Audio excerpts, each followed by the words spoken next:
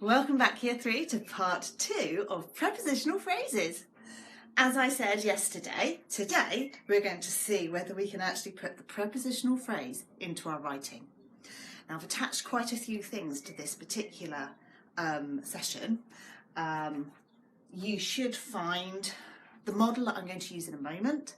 You should find the chapter of BFG, from the BFG, called The Snatch.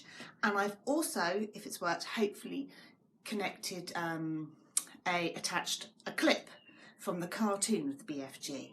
Because what we're going to do today is we're going to use prepositional phrases that we're going to collect to describe the journey. Let's have a look. This is what I've attached. So I want you to read the chapter of The Snatch. And then we're looking at this bit here. So Sophie, by squirming around inside the blanket, managed to push the top of her head out through a little gap just below the giant's hand. She stared around her. Now, this is where you're going to think about, what does she see? Watch that clip of the giant and watch his journey through the streets, through the woods. What I did, which is something you could do too, I created a picture of the journey.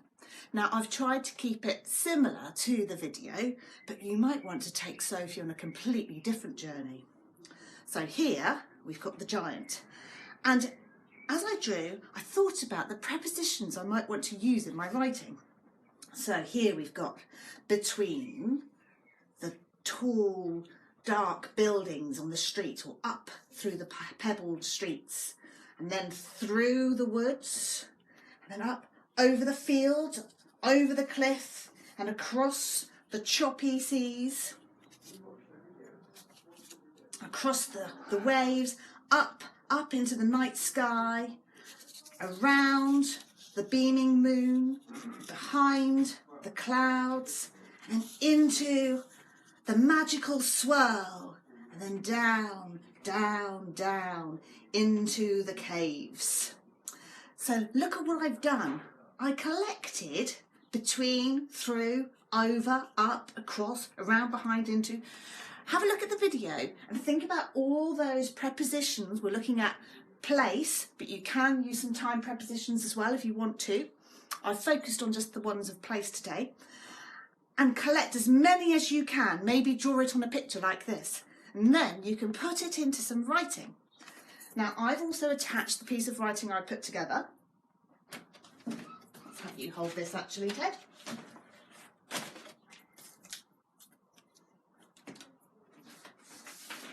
What I've done to show you, the prepositional phrase I've put in purple, and I've underlined each preposition I've used. As you can see, if the phrase starts the sentence, whereas the fronted adverbial, then I demarcate it, I mark it with a comma. So let's have a look at what I've written for the journey of Sophie. Inside the giant's enormous clasping hands, Sophie looked out frightened by the journey ahead. Between the grey buildings, they ran quietly, yet quickly, passing small, unfamiliar windows. Through the dark woodland, Sophie hid her head to avoid the branches, I was meant to say branches, passing swiftly by her face. On and on they ran, across fields, towards the cliff edge.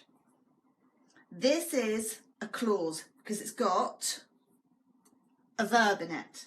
And these, in purple, are phrases, okay? They don't make sense by themselves. The phrase is part of the sentence. Across fields, towards the cliff edge. Over the cliff, the giant's legs leapt into the night sky. Across the waves, crashing below them, sending shivers down her spine. Notice also I'm using the apostrophe for possession. Up into the stars, around the moon, Sophie stared out in amazement. Into a magical swirl, her eyes filled with bright pinks and purples as they spun around her in beams of dreamlike light. Down into the depths of a rocky cave, the giant began to slowly climb as Sophie watched on, wondering where her journey would end. So this is my journey of the giant. It's quite challenging. It might be easier to start with a picture, collect some prepositions and see if you can put them into writing to describe the giant's journey. If you would rather, you could describe a journey of your own. Maybe describe one of your walks that you take during the day. You might go down through the woods, along pathways, across a road. You might want to put that into a piece of writing using prepositional phrases. So good luck everybody. I hope you enjoy the task and I'll see you next week for some more spag. Bye!